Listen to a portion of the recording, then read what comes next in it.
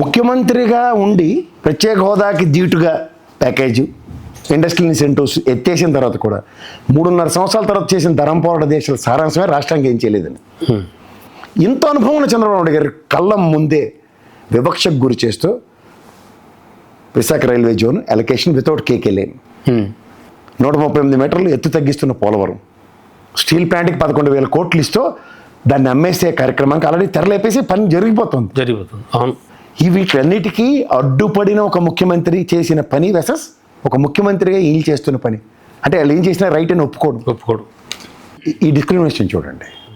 When you can feel this discrimination, ఆబ్వియస్గా ఎవరు right ఎవరు రాంగ్ మీరు చెప్పండి. ప్రజల తరఫున ఎవరు ఉన్నారు? అదే అంటున్నాను. జగన్మోహన్ రెడ్డి గారి పేరైనా కనీసం ప్రస్తావించకపోవడం, గత ప్రభుత్వం పోనీ విమర్శించమనండి, వాళ్ళకి అదే పని కాబట్టి ఆ విమర్శలో కూడా కనీసం పేరెత్తకపోవడాన్ని ఎలా చూడాలంటారు? అంటే అంత అన్యాయం చేశాడా జగన్ ఒక రకంగా చెప్పాలంటే రాష్ట్రానికి? 3 రాజధానులు అన్న విషయంలో అది నేను కూడా ఇవాళ ఏకీపించలేదు. ఎందుకంటే because from my day 1 argument కూడా I stick to my guns for Amaravati. ఎందుకంటే it practically it is not feasible. But development ప్రాస్పెక్ట్లో కర్నూలుకి బెంచ్ ఇవ్వడం యాక్సెప్టెడ్. సో అట్లా ఒక కమిట్మెంట్ టువర్డ్స్ అ స్టేట్ అన్నది దగ్గర 3 రాజధానులు అన్న మాట ఒకటే తప్పు మాట అతను, కానీ ప్రాక్టికల్గా అది అక్కడి నుంచి కదలలే. రెండోది కర్నూలు న్యాయ రాజధాని అన్న కాన్సెప్ట్లో nothing but happening a bench over there, ఒక హైకోర్టు బెంచ్ మనకి. అది ఎప్పటి నుంచో జరుగుతుంది, but so far it is not been executed at.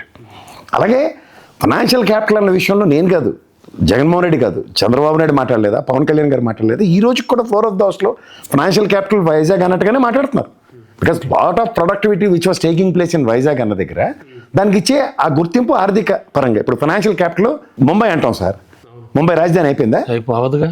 Same basics వదిలేస్తే మనకి మీకు చెప్తున్నాను కదా, వీళ్ళ టార్గెట్ ఏంటంటే జగన్మోహన్ రెడ్డి అనే వ్యక్తిని బదనాం చేసేస్తే ఇంక ఏం చేసినా తప్పే. జగన్మోహన్ రెడ్డి నిలబడ్డాడు తప్పు, కూర్చున్నాడు తప్పు, లేచాడు పక్కకి వెళ్ళాడు తప్పు, ప్రతిదీ తప్పు అన్న పోర్ట్రైజేషన్లో సక్సెస్ఫుల్ మాడ్యూల్ వాళ్ళది. ఇక్కడ ప్రజలు కూడా 124 సీట్లు ఇచ్చారంటే ఖచ్చితంగా ప్రజలు నమ్మారని అర్థం. అంతే కదా, నమ్మితే. If they are not convinced obviously they would have not given 11 seats to Jaganmohan Reddy. So ప్రజల్ని అంత చక్కగా కన్విన్స్ చేశారు వాళ్ళు, యాక్సెప్ట్ ఇట్. కానీ ఇప్పుడు వచ్చిన తర్వాత ఏం చేయాలన్న దగ్గర ఇప్పటికి కూడా కాలవ్ చేయి అందక తలా తోకాలేని నిర్ణయాలతో ఎటు నుంచి ఎటు పరిగెడుతున్నారో చూడండి. ఇప్పుడు చూడండి, వాళ్ళు ప్రతిదానికి ఒక ఆల్టర్నేటివ్ క్రియేట్ చేసుకుని ఉంటున్నారు. ఇప్పుడు ఫర్ ఇన్స్టెంట్ ఇంత మోడీని తీసుకొచ్చి ఇంత ఆర్భాటం చేసాం కదా, రేపటి నుంచి 40,000 ఎకరాలు ఎత్తేయడానికి కార్యక్రమం ఇది జెండా వందనం దానికి. ఓకే, నాంది పలికారు అనమాట. నాంది అన్నమాట. చూసారా, రాష్ట్రం 5 లక్షల మందిని బిల్డప్ ఇచ్చారు. 2 లక్షలు, నేను నేషనల్ మీడియాలో ఉన్నాను, దే క్లియర్లీ సెడ్ 2,67,000 దగ్గర వచ్చారని. ఓకే, 7-8 లక్షలు అయితే కొన్ని మీడియాలు రాశాయి. వాళ్ళ తెప్పేలాగల బుద్ధి జ్ఞానం ససవతనానికి నిదర్శనం వాళ్ళు. ఆ 2 పేపర్లలోనూ ఆ బుద్ధి జ్ఞానం లేని ఆ 3 ఛానళ్ళు అయితే ససవతనానికి నిదర్శనం అది. నేను మాట్లాడలేకుండా చెప్తున్నా, ఎందుకంటే గ్రౌండ్. దీనికి మీకు జస్ట్ సింపుల్ ఎగ్జాంపుల్ చెప్తాను. ఇదే జగన్మోహన్ రెడ్డి సభలకి జనాలు వస్తే గ్రీన్ మ్యాట్లు, వీళ్ళకైతే మాత్రం వచ్చేసారు. ఓకే, మీకు అర్థమైందా? వాళ్ళు ఎవరో అక్కర్లే, వాళ్ళ గోళ్ళు వాళ్ళే వేసుకుంటారు, సెల్ఫ్ గోళ్ళు. సో ఇవి మీరు గమనించండి అత్యంతం. సో ఇక్కడ మీకు ప్రైమా ఫేస్గా ఒక నరేంద్ర మోడీ అనే స్థాయి కలిగిన ఒక వ్యక్తిని ఇంత బిజీ స్కెడ్యూల్లో ఆయన ఇక్కడ తీసుకొచ్చినప్పుడు ఎన్ని ఎక్స్పెక్టేషన్స్ ఉంటాయి? చాలా. ఒకటి gazette, permanent gazette Amaravati measurable failure. At least ఒక 10,000 కోట్లు గ్రాంట్ రూపంలో ఎంత మీరు వైవిధ్యభరితంగా చేస్తున్నప్పుడు ఓ తృణప్రాయంగా మా వంతుగా నేను ఒక గ్రాంట్ 10,000 కోట్లు ఇస్తున్నానంటే it really sounds and it makes some sense. At least కొన్ని భవనాలైనా ఫాస్ట్ సమ్ ఫేజెస్లో కంప్లీట్ అవ్వడానికి ఛాన్సెస్ అయితే ఖచ్చితంగా ఉంటాయి. సో అవి ఏమీ లేకుండా ఇవాళ ఈడి దగ్గర ముష్టెత్తుకో, ఆడి దగ్గర ముష్టెత్తుకో, నువ్వు ముష్టెత్తుకోవడానికి నేను బాధ్యత వహిస్తాను. నేను ఎంత ప్రాక్టికల్గా ఎందుకు చెప్తున్నానంటే అప్పు చేయడానికి ముష్టెత్తుకోవడం అంటారు. నా దగ్గర లేవు, దేహి నాకు ఇవ్వండి అని అర్థం. కానీ ఇక్కడ పుండుకు తేలేదు, బూర్లు ఉండమే ఫెలం అన్న పరిస్థితిలో ఉన్నారు వీళ్ళు.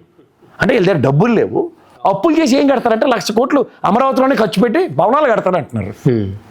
నేను కూడా చెప్పిన హైకోర్టు జడ్జి గారు ఏమన్నా నేను ఇందులో ఉంటే నేను తీర్పేమను, కొత్త బిల్డింగ్ కట్టినా కలకల్లాడుతున్నాను, కానీ నేను ఏమన్నా చెప్పి మాట్లాడుకున్నాం మనం.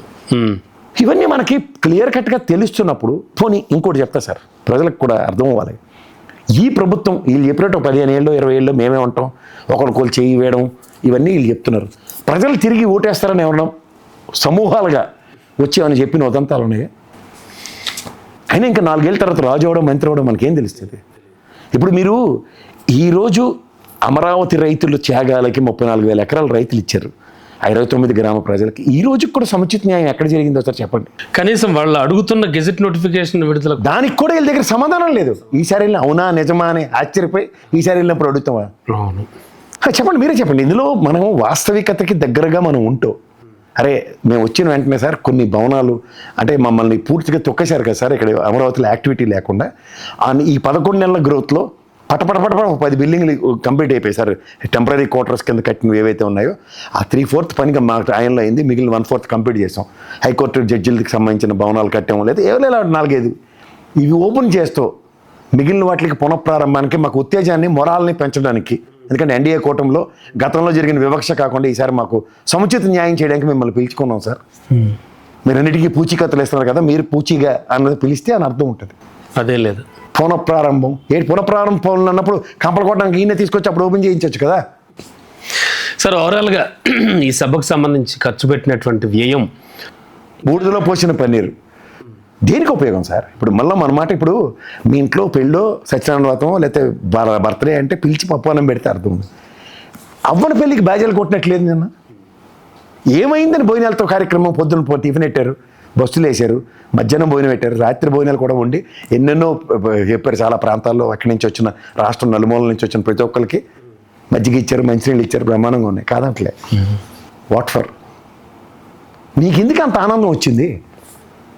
100,000 కోట్లు ఖర్చు పెట్టడానికి నేను ఫిగర్లు I don't want to contradict with figures whatever it is. ఎందుకంటే ప్రజలకే పట్టెడు అన్నం దొరికింది అనుకుంటారు, సంతోషించారు. దేనికి పెట్టారు మీరు? మీరే చెప్పండి సార్, దేనికి పెట్టారు ఒకసారి చెప్పానండి. Is there any purpose?